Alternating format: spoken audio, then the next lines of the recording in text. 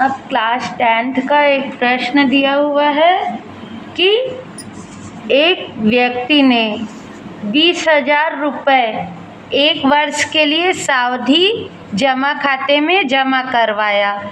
यदि ब्याज की दर 6% वार्षिक हो तथा ब्याज 6 माही संयोजित होता है तो नियत तिथि पश्चात मिलने वाली धनराशि कितनी होगी।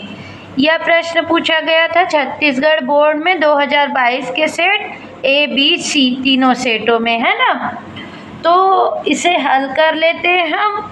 सबसे पहले तो हम सावधि जमा खाता क्या होता है ये पता होना चाहिए। सावधि जमा खाता माने जिस पर ब्याज मिलता है, मतलब चक्रवृद्धि ब्याज मिलता है, उस खाते को हम क्या बोलते हैं, सावधि जमा खाता।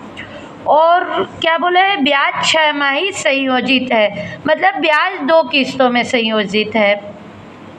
एक वर्ष में 12 महीने, तो 12 महीने माने 6 महीने का 2 किस्त रहेगा, है ना।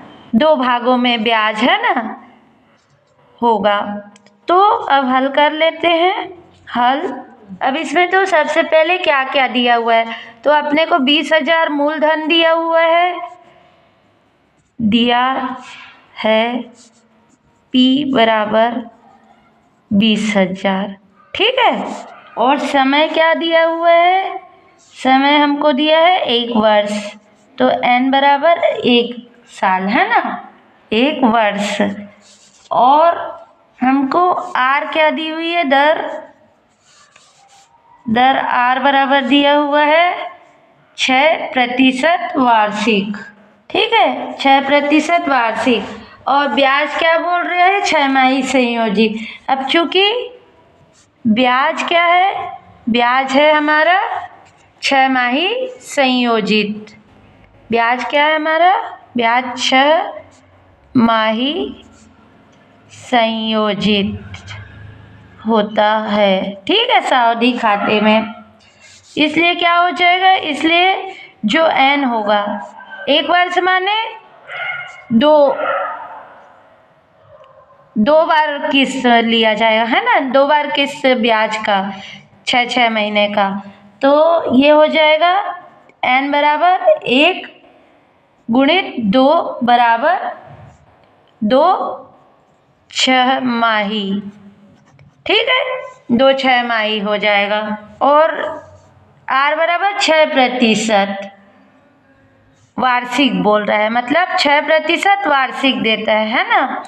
तो ये 2 किस्त में हो जाएंगे, तो ये भी आधा हो जाएगा, तो क्या हो जाएगा, तथा R बराबर क्या हो जाएगा, 6/2, ये भी आधा हो जाएगा ना 2 भाग में, तो ये हो जाएगा 3% वार्षिक, 3% प्रति 6 माही मिलेगा, है ना।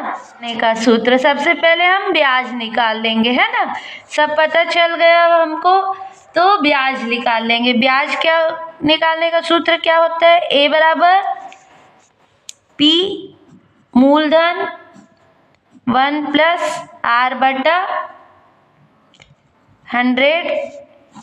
है ना, प्रतिशत है इसलिए, और N, ठीक है। तो यहाँ हम मान रख देंगे सभी चीज़ों का। A बराबर मूलधन कितना है हमारा, 20,000, ठीक है। 1 + R कितना है हमारा, R अब क्या हो गया, 3 महीने 6 महीना 2 किस्त में होगा, इसलिए 3%, तो 3 हो गया बटा 100% के लिए।